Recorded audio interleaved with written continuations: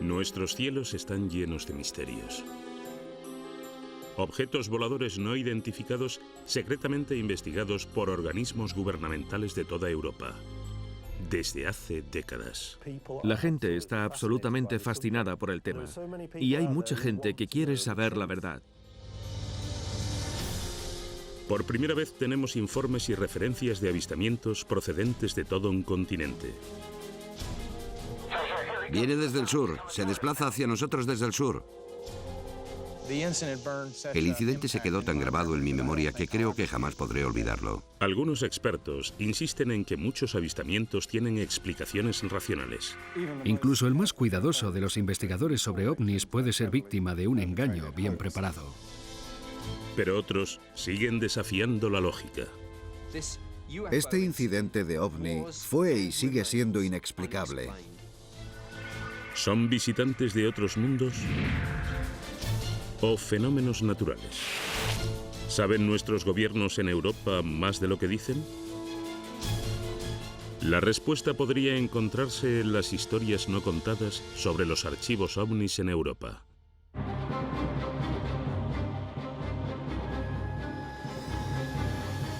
OVNIs en Europa. Historias ocultas 2. Renlesham, Inglaterra, 26 de diciembre de 1980. En una base aérea estadounidense de alta seguridad se desarrollan unos fenómenos extraños. Un objeto desconocido es captado por el radar. Unas luces misteriosas en el bosque. Y la extraña presencia de dos guardias de seguridad de la Fuerza Aérea. Y entonces de repente llegamos a un claro y había como una luz brillante y todo el bosque se iluminó. Pisamos la tierra y pensábamos que había una explosión o algo así. El incidente en el bosque de Renlesham es uno de los más misteriosos de todas las historias sobre ovnis.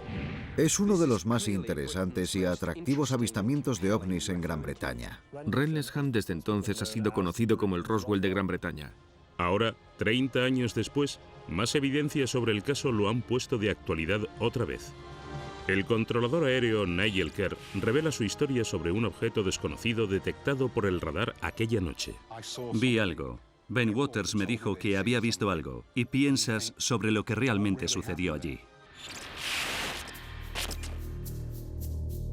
Base militar estadounidense de Bentwaters. Son las primeras horas de la mañana. Los guardias de seguridad de la Fuerza Aérea, John Burroughs y Jim Penniston, presencian una extraña luz sobre el bosque. Casi parecía como si hubieran puesto luces de Navidad, diferentes luces de colores. Preocupados porque pudiera ser un avión siniestrado, van a investigar. Decidimos abrir la puerta y conducir hasta el final de la carretera para ver si podíamos averiguar qué era lo que estábamos viendo. A medida que nos adentramos en el bosque, tuvimos problemas para averiguar exactamente dónde se localizaba, y justo cuando pensábamos que nos acercábamos parecía que no estaba allí. Y entonces de repente llegamos a un claro y había como una luz brillante y todo el bosque se iluminó. Pisamos la tierra y pensábamos que había una explosión o algo así. En ese momento ya no era un accidente de avión. Era una situación desconocida, una amenaza de seguridad. Pero su situación llegaría a ser aún más rara. A medida que me dirigía hacia la luz, esta se apagaba y entonces apareció una nave con forma triangular. Jim tomó varias notas sobre esta extraña experiencia. Anoté cosas, tantas como pude. Escribí sobre su tamaño, que era un objeto negro, brillante como el cristal, ligero. Entonces empezó a encenderse y se levantó del suelo.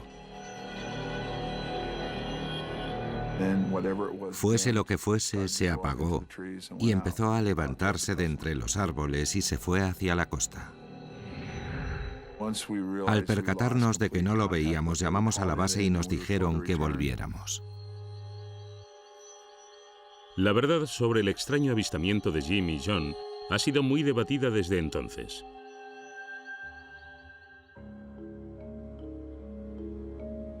Nick Pope dirigió el departamento sobre ovnis del Ministerio de Defensa en los años 90. Afirma que los antecedentes profesionales de los testigos hacen difícil dudar del caso. En muchos avistamientos de ovnis se puede decir que, bueno, quizás sea una confusión sobre algo que se ha visto sin saber qué es. Pero cuando un personal de seguridad, entrenado por las fuerzas aéreas, habla del aterrizaje de un ovni, o están mintiendo o alucinando, o lo que estás diciendo es verdad. Pero otros no están tan convencidos debido a las incoherencias existentes entre las declaraciones de los testigos. Jim es el único que afirma haber visto que la nave aterrizó. El periodista de investigación Dave Clark cree que podría haber una explicación más racional. Si lo reduces a una serie de elementos básicos, tenemos un grupo de aviadores americanos que de madrugada durante las vacaciones de Navidad dijeron haber visto luces misteriosas en un bosque. Es evidente que este personal de la Fuerza Aérea vio algo extraordinario que no podían explicar. Sin embargo, gran cantidad de incidentes de ovnis, cuando se investigan a fondo, resultan ser objetos muy comunes observados en circunstancias extraordinarias.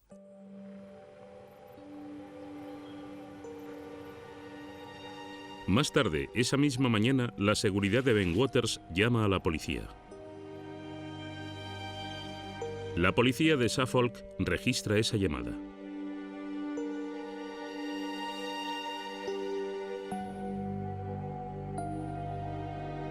Un agente de policía se dirige al sitio donde el ovni supuestamente aterrizó.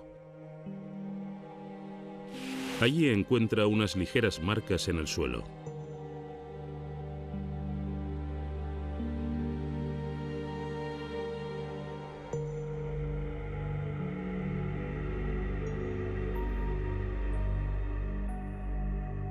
Sin evidencias sobre las que investigar, la policía no hace nada.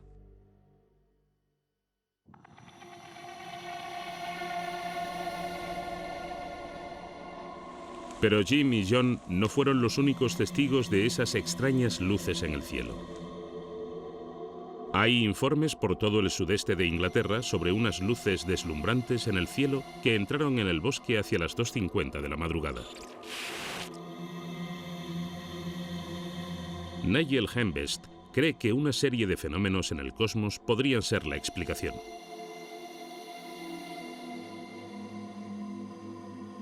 La primera luz que apareció en el cielo por encima de Rendlesham era un meteoro. Muchos aficionados a la astronomía de la Asociación Astronómica Británica avistaron una estrella fugaz muy brillante cruzando Inglaterra en ese momento. Cuando ves una estrella fugaz cruzando el cielo, siempre parece estar más cerca de lo que realmente está, y la gente siempre informa sobre estrellas fugaces muy brillantes. Lo llamamos bola de fuego porque tienen más intensidad que cualquier otra estrella, y siempre hay quien llama y afirma haber visto un avión estrellándose, no solo en el caso de Rendlesham, sino en otras ocasiones también. ¿Habrían confundido estos aviadores entrenados una estrella fugaz con un avión cayendo? ¿O había algo que realmente impactó en el bosque? Podría ser, por supuesto, algo que fuera tirado en el bosque desde cierta altura. Pero no tenemos restos que mostrar. En términos de evidencia pura, lo que necesitamos son escombros o restos que podamos tomar y analizar. Esto supone problemas. La falta de pruebas contundentes. Y los años que han pasado desde que los testigos hicieron sus declaraciones originales. Creo que la historia ahora ha llegado tan lejos que cada vez que los protagonistas la cuentan, la adornan un poco más. Están en un circuito de conferencias, aparecen en libros y artículos y se han convertido en parte del negocio sobre los ovnis. 30 años después, Rendlesham sigue fascinando a los entusiastas sobre ovnis. Su curiosidad les llevó a pedirle a Nick Pope, antiguo oficial del Ministerio de Defensa, que reabriera el caso. Cuando estaba investigando los ovnis para el Ministerio de Defensa a principios de los 90, todavía recibía preguntas sobre el caso Rendlesham. Fue el único caso en el que los medios de comunicación y el público tenían más interés por ponerse en contacto conmigo. Así que decidí, sobre esa base, que debía sacar los archivos y hacer lo que la policía llama una revisión del caso en frío. Efectivamente, lo que iba a hacer era investigar el caso de manera retrospectiva y ver si había quedado algún cabo suelto.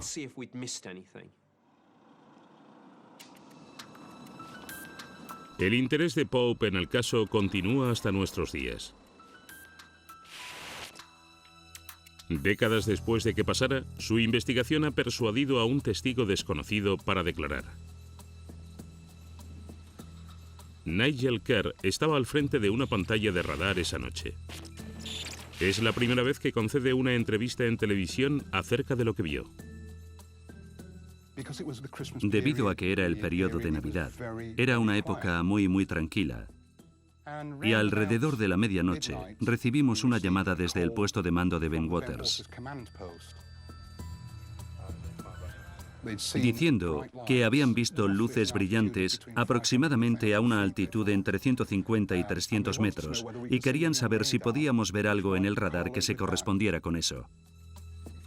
Kerr se encargaba de controlar los movimientos de aviones militares en la región, aunque su radar estándar no recogía nada inusual. También tenía acceso a radares más potentes de la red de defensa aérea de la nación con base en Neatishead. Pusimos el radar de Neatishead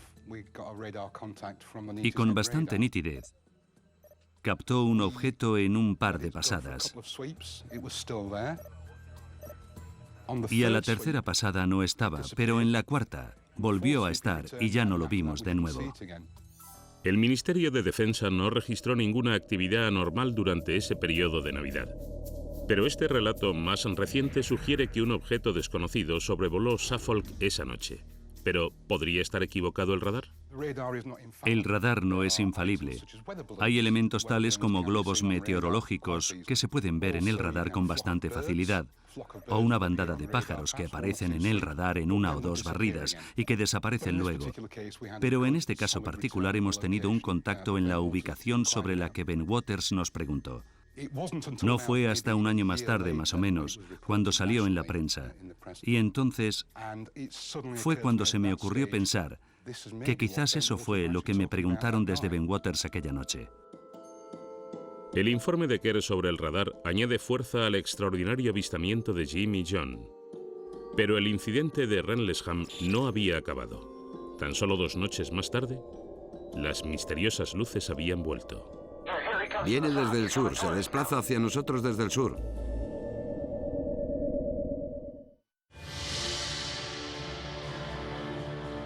...26 de diciembre de 1980... Los aviadores estadounidenses encuentran unas luces misteriosas y lo que descrito como una nave aterrizó en el bosque de Rendlesham, Inglaterra. Los rumores sobre el avistamiento de un ovni se extendieron desde una base aérea estadounidense de alta seguridad. Las autoridades se mostraban escépticas, pero 2 noches después, las luces misteriosas aparecen de nuevo. Estamos viendo una luz extraña en el cielo, viene del sur, se desplaza hacia nosotros desde el sur. Y el testigo esta vez es un alto mando, un teniente coronel. El coronel Holt fue al bosque para desmontar esta tontería del ovni y acabó teniendo su propio avistamiento. El incidente se quedó tan grabado en mi memoria que creo que jamás podré olvidarlo.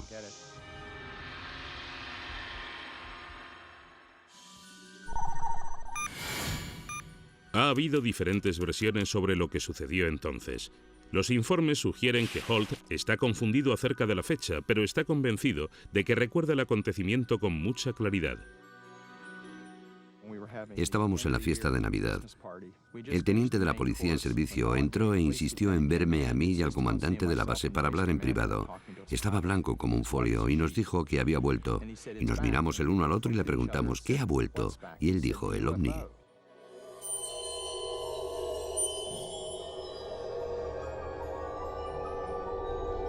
Lo que es indiscutible es que Holt se adentra en el bosque de Rendlesham, dispuesto a desenmascarar el misterio del ovni. Yo era muy escéptico y estaba seguro de que había una explicación lógica. Cuando llegamos había unas 20 o 30 personas caminando por la zona y vieron una zona que brillaba y que era donde este ovni había aterrizado. Holt sigue la luz brillante hasta el punto exacto donde presuntamente 48 horas antes había sido visto un ovni. Me llevé mi pequeña grabadora de cinta, que suelo llevar conmigo siempre, y grabé algunas cosas que me pasaron, de manera que lo tenía bien documentado. La grabación en cinta que Holt hizo esa noche todavía se conserva. A unos 45 metros o más del punto de impacto inicial, o mejor dicho, del supuesto punto de impacto, encontramos una pequeña explosión. Parece como una zona que ha sufrido un impacto o que está como aplastada. Al mirar directamente sobre mi cabeza se puede ver una zona abierta en el bosque y unas ramas de pino que han cortado recientemente, tiradas en el suelo. Parece como si hubieran caído de unos 4 o 5 metros de altura. El investigador de ovnis Gary Heseltine ha llegado al bosque de Rendlesham para investigar lo que cuenta Holt. La zona donde el objeto había aterrizado había pasado literalmente a través de los árboles y de hecho había roto bastantes ramas. También se encontró una zona de la explosión en el centro de un triángulo. Esto se puede explicar si pensamos que cuando el objeto despegó, lo hizo con algún tipo de motor de propulsión. Durante el registro de la zona, una luz brillante aparece moviéndose entre los árboles. Vieron un objeto rojo como parpadeando y que se estaba moviendo. Nos quedamos allí pasmados durante varios minutos mirándolo. Una luz roja brillante se movía entre los árboles. Parecía como un ojo, como si estuviera parpadeando. Decidimos acercarnos y esta retrocedía, se movía alejándose de nosotros. Al seguir estas luces, terminaron en un claro del bosque. Este fenómeno no identificado se ve ahora claramente. Hay una especie de luz intermitente roja, extraña, delante. He visto algo como amarillo dentro también. Está acercándose hacia nosotros. Sí, seguro, viene hacia aquí, no hay duda. Esto es muy raro. De repente, dos luces más aparecen en el cielo. A unos 10 grados en el horizonte, directamente al norte, tenemos dos objetos extraños, como bailando. Hay luces de colores. Nos quedamos allí asustados. Por mi mente pasaban 1000 cosas. ¿Es algún tipo de amenaza? ¿Va a tratar de comunicarse? ¿Es algún tipo de aviso? Tan pronto aparecía como desaparecía, como una bombilla.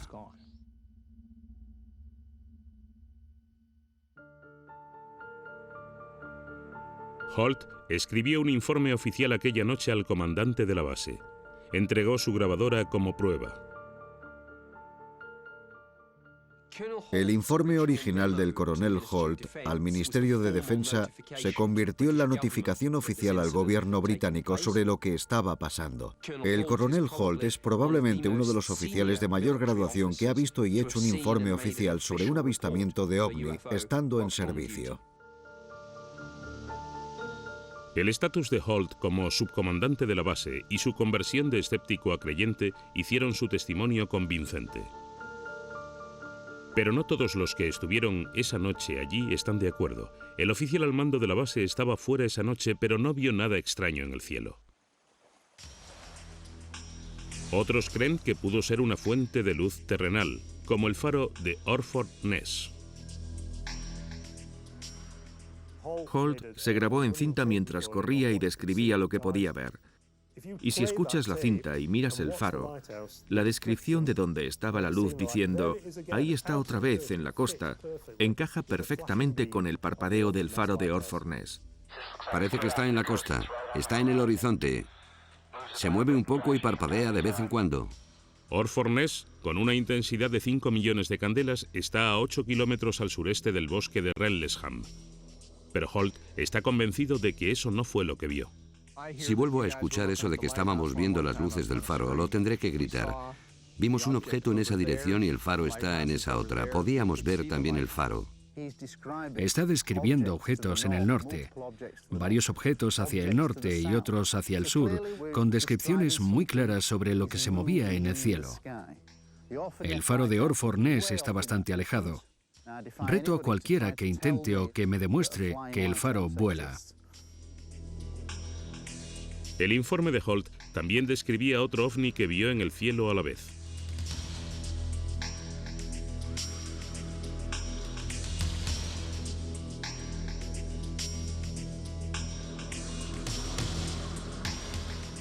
¿De dónde venían estas luces tan dispares?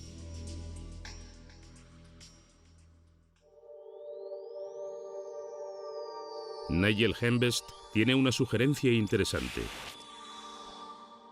Como astrónomo, diría que las luces que parecían flotar y que brillaban como estrellas en realidad eran estrellas. Sirius es la estrella que más brilla en el cielo y esa noche era visible y justo en la dirección en la que se encontraba la más brillante de esas luces. Aparece descrita como una luz que parpadea y en distintos colores. Así es exactamente como luce Sirius. Hembest cree que Sirius también puede explicar el movimiento del ovni descrito por Holt en el informe. El informe también dice que esta luz bajaba poco a poco y al comprobar dónde estaba Sirius en ese momento de la noche, se corresponde con el movimiento que esta estrella había descrito. De hecho, para mí este informe relata con precisión a la estrella Sirius. Alrededor de un 20% de los avistamientos de ovnis se atribuyen a acontecimientos astronómicos.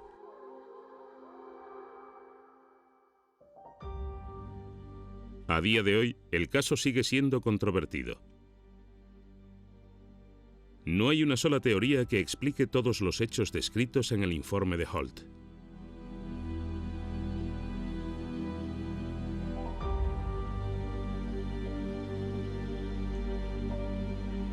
Si se tratara de un faro o una estrella brillante, en el momento en que lo vio, lo que fuera, era un objeto volador no identificado.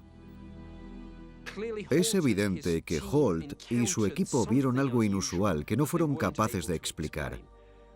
Fuera lo que fuera, no lo sé, y el Ministerio de Defensa tampoco lo sabe. Este avistamiento fue y sigue siendo inexplicable.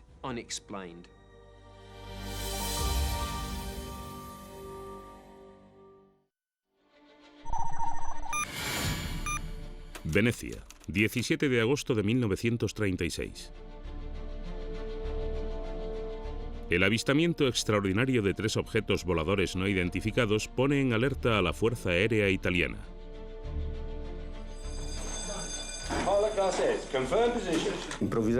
Dos aviones de combate desconcertados que trataron de acercarse a estos objetos, pero de repente salieron disparados a una velocidad increíble.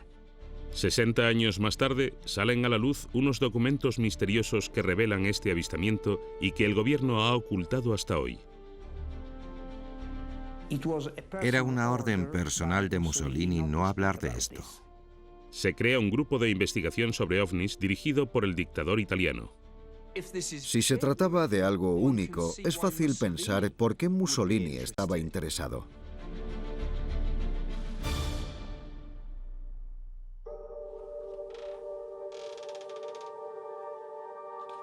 Roberto Pinotti es uno de los más destacados ufólogos italianos y dirige el mayor centro de investigación sobre ovnis de Italia. Ha pasado casi medio siglo estudiando los informes de ovnis.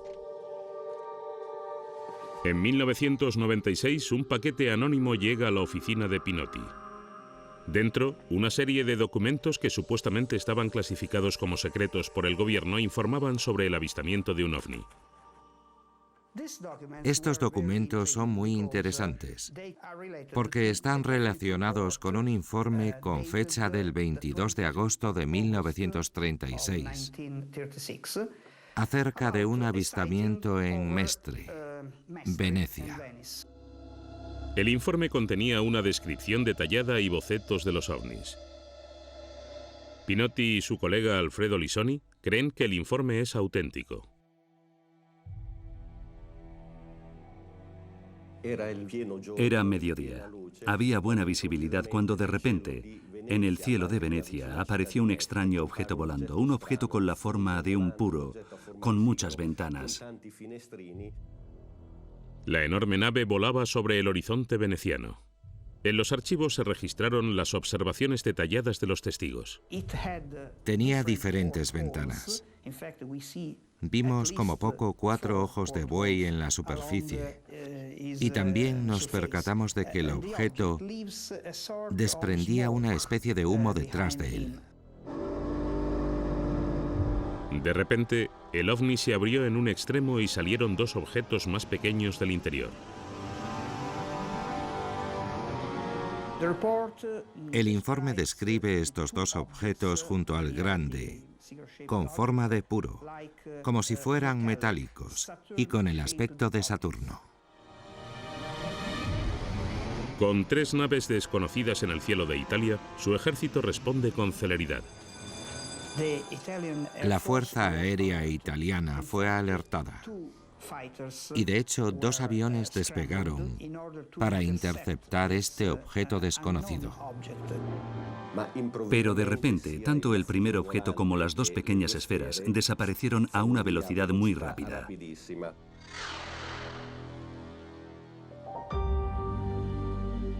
¿Qué eran esos objetos? Los escépticos hablan de un dirigible no identificado. En 1936, los cepelines eran la forma más común de transporte aéreo a través del Atlántico. Los dirigibles tipo Zeppelin pueden tener una forma semejante a un puro y sus motores explicarían el rastro de humo. Pero Lisoni no está convencido. El objeto visto en Venecia, desde luego no podría haber sido un Zeppelin, porque los italianos sabían mucho acerca de este tipo de aparatos. Por otra parte, un Zeppelin no es capaz de llevar en el interior otros 2 vehículos más pequeños. De acuerdo con estos documentos, sea lo que sea, el objeto que estaba en el cielo tuvo un efecto importante en el dictador fascista. Se intentó silenciar a todos los testigos clave. Los testigos fueron detenidos por la policía secreta, la obra de Mussolini. Fueron llevados a Roma 6 días más tarde.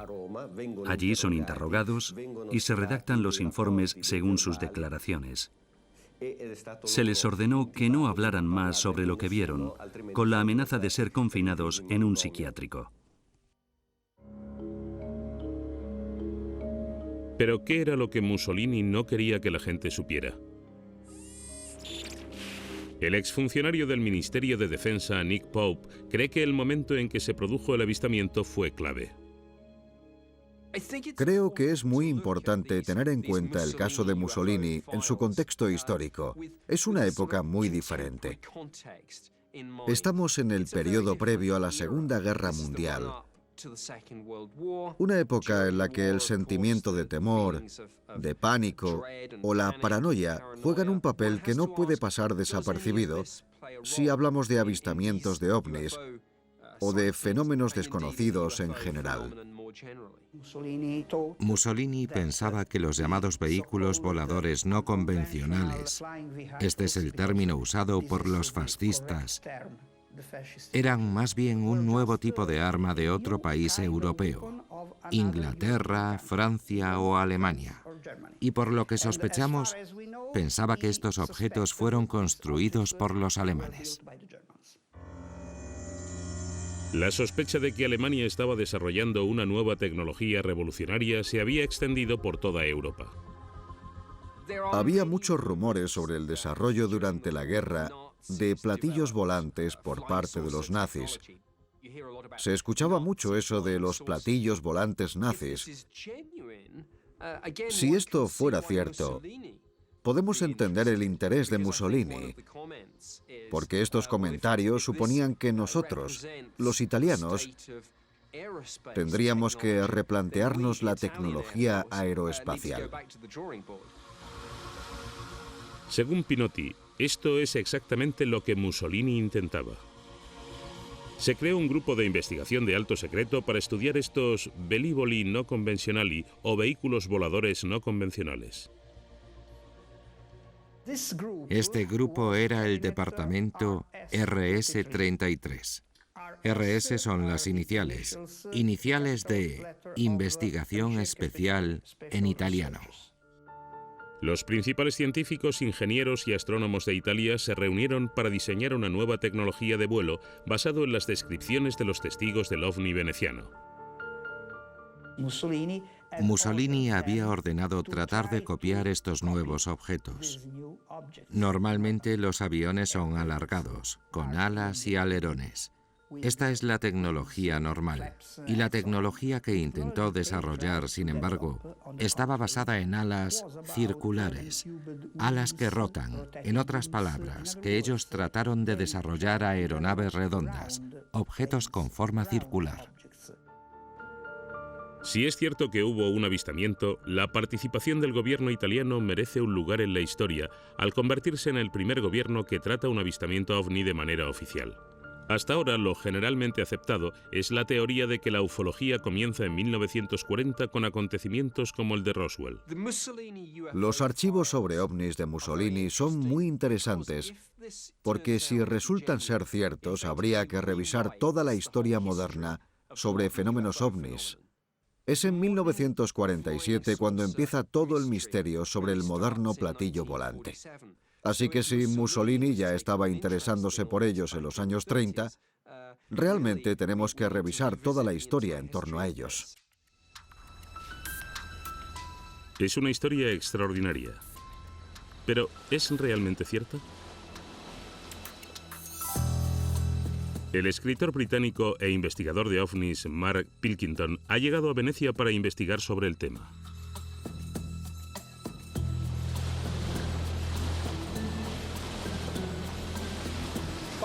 Justo detrás de mí está Mestre, al norte. Y es aquí donde, según los documentos de Pinotti, se produjo el avistamiento. Y en aquella época Mestre era una ciudad tranquila y residencial. Pilkington ha estado estudiando los documentos que supuestamente recogen lo que ocurrió aquí en 1936. He comprado copias del documento original de Pinotti sobre Venecia para tratar de obtener una idea sobre lo que describen en su contenido. El problema que tengo es que no puedo ir más allá de los propios documentos. No acabo de creerme que sean auténticos. Incluso el más cuidadoso investigador de ovnis puede ser víctima de un engaño si se hace inteligentemente. Pero Pinotti y Lisoni ya han tenido en cuenta eso. Cuando en 1996 recibimos los primeros documentos, pensamos que era una broma elaborada, pero por curiosidad quisimos comprobarlo. Encargamos un análisis forense.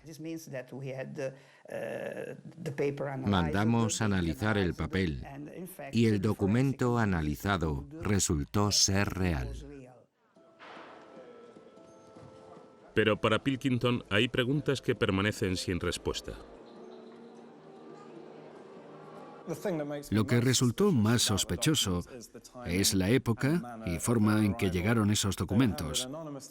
De manera anónima, por lo que no hubo manera de revisar la fuente, y quizás lo más revelador es la época en que llegaron, en 1996, justo cuando se despertó el mayor interés por el fenómeno ovni de los últimos, no sé, 20 años. Era la época de Expediente X y de la supuesta autopsia a los alienígenas de Roswell, por lo que probablemente alguien pudo ver un gran interés mundial por el fenómeno ovni y mucha gente estaba haciendo dinero con esto.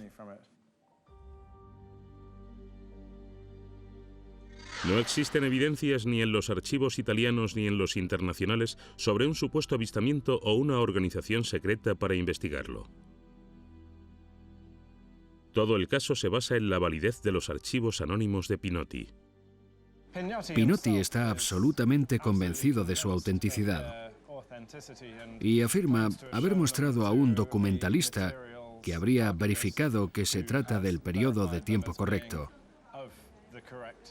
Sin embargo, hay otros investigadores de ovnis en Italia que no están tan convencidos. A las sospechas de Pilkington hay que añadir que Pinotti es reacio a permitir más análisis sobre los documentos. Unos documentos que tienen el potencial de reescribir la historia deben ser estudiados por varios analistas independientes, no solo por una persona. Existe una gran controversia. Si esto es una broma, es claramente un engaño inteligente y muy bien construido. No tengo una opinión sobre esto. Me encuentro indeciso. Todo esto, la idea de un grupo clandestino, la figura de Mussolini, el grupo de investigación italiano sobre ovnis, es realmente emocionante, evocador y romántico. Y se haría una gran película de ciencia ficción que, sin duda, me gustaría ver, pero realmente es muy poco lo que tenemos como para pensar que no se trata de una serie de falsificaciones bien elaboradas.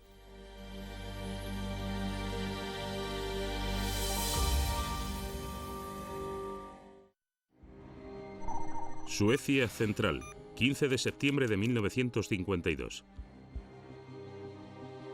A las 11:30 de la noche, un joven empleado de oficina y su madre son testigos del avistamiento de dos ovnis sobrevolando el cielo de su casa. El suceso fue catalogado por el Ministerio de Defensa como uno de los más relevantes de la historia de los ovnis.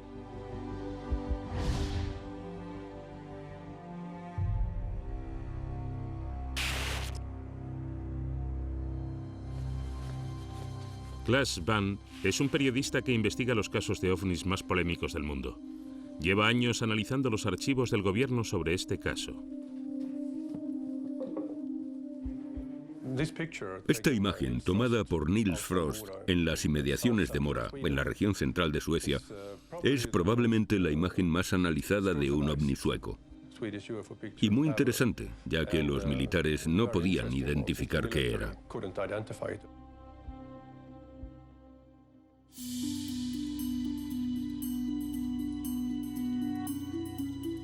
Niels Frost, de 20 años, regresa a casa después de visitar a su novia. Cuando llegó a casa, solo iba a su casa, donde su madre estaba durmiendo. Pero luego echó un vistazo a su alrededor.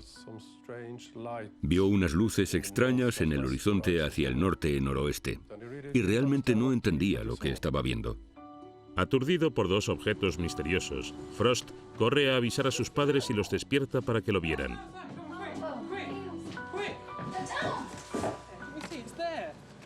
Y allí estaban, de pie mirando esa luz extraña moviéndose lentamente en el cielo.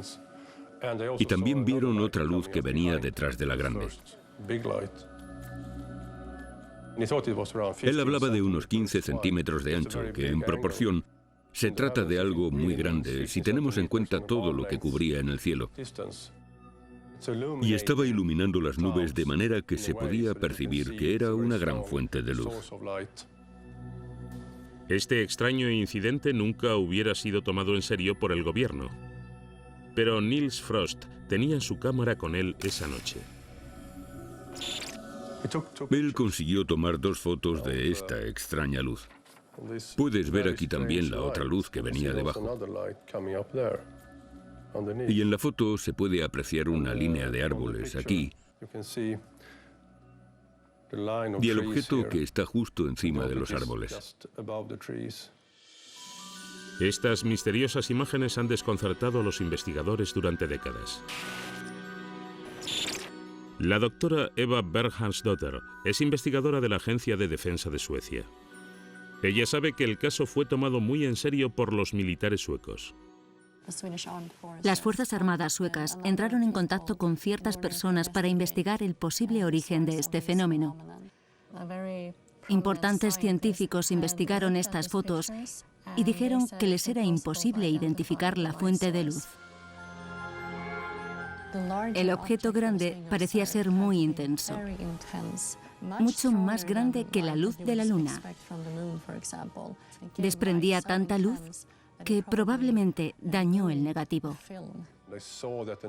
Vieron que el negativo estaba tan sobreexpuesto en la parte central de la imagen que casi lo quema. Pero el experto en fotografía, Paul Ellis, no está tan convencido de que esa fuente desconocida de luz dañara el negativo. Creo que es muy poco probable que esta fuente de luz pueda ser tan brillante como para afectar a los negativos del carrete.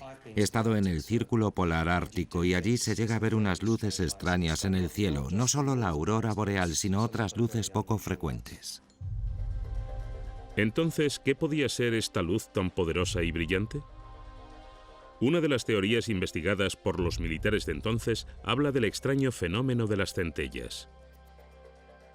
La centella o rayo globular es un fenómeno misterioso del que hay evidencias desde hace siglos, muchas veces por parte de científicos. Son descritos como una bola de luz brillante, roja, amarilla, azul o blanca. Son como balones cargados de electricidad que brillan intensamente.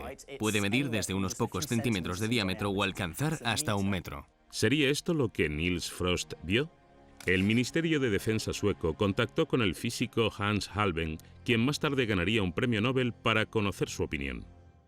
El profesor Alben dijo a los militares que no se trataba de un rayo globular, que era su especialidad. Así que se descartaron las centellas. Yo tampoco pienso que lo fueran porque era algo muy largo y no tenía el aspecto de un rayo globular. El profesor Alben concluyó que el fenómeno que produce esa luz no se parece a nada que hayamos visto o experimentado antes. La investigación entonces se centró en las afirmaciones del testigo. ¿Podría tratarse de un engaño? Claes Bang entrevistó a Niels Frost en 1980 antes de su muerte. Cuando entrevisté a Niels Frost en 1987, se trataba de una persona muy simpática y muy tímida. No quería que su nombre apareciera en el periódico. Nunca pensé que Niels Frost estuviera engañando a nadie, porque el hecho de sacar a su madre habría hecho más difícil el montaje. Entonces, ¿qué fue lo que Frost fotografió en esa fría noche de septiembre? Otra teoría final sugiere que puede tratarse de objetos que no fueran de nuestro mundo. Una persona corriente no está acostumbrada a mirar planetas en el cielo. Si no eres un astrónomo y estás solo en una montaña o fuera en el campo, en un bosque o en un lago bastante alejado de algún sitio poblado y ves una luz brillante en el cielo de forma inesperada, es normal que puedas quedarte perplejo o incluso puedas asustarte. Después del avistamiento se investigó si Frost pudo haber observado un alineamiento de la Luna y el planeta Júpiter. Hay una lógica por la que la gente de los países nórdicos como Suecia o Noruega pueden confundir planetas con un ovni más que en otros países al sur. Los planetas parecen desplazarse describiendo una línea en el cielo. Cuanto más al norte estemos, más bajo en el cielo aparecerán los planetas, prácticamente en el horizonte, y allí sí son visibles para nosotros. Muy pocos miran el cielo y son capaces de saber qué hay, pero si miras al horizonte, sí puedes ser capaz de distinguir esos objetos o luces que puedes confundir con un ovni. Pero en 1952, los expertos no estaban convencidos. El Observatorio de Estocolmo concluyó que no se podía tratar de un caso achacable a un fenómeno astrológico. ¿Se habría equivocado el observatorio? Claes Bang investigó algo más. Intenté una investigación algo más amplia e investigué antes y después de la fecha en que se dijo que se habían tomado las fotografías. Y resulta que justo la semana anterior, la Luna y Júpiter estaban precisamente en ese punto del firmamento. El nuevo mapa de estrellas muestra que 8 días antes del avistamiento, la Luna y Júpiter podrían aparecer bajas y muy grandes en el cielo nocturno. Si comparas las fotografías que hizo Niels Frost con el mapa de estrellas desde el 7 de septiembre de 1952, puedes comprobar que probablemente se trate de la Luna y Júpiter, así que estaríamos hablando de Júpiter en este caso. A veces, un testigo da una fecha errónea. En mi opinión, estas fotografías fueron tomadas una semana antes de lo que dicen. Pero Niels Frost se aferra a su historia. El misterio de la fotografía del ovni más famoso de Suecia todavía perdura. Si fue tomada una semana antes, se trata de la Luna y el planeta Júpiter. Y si fue realmente hecha el 15 de septiembre, no lo sé. entonces se trata de algo completamente diferente.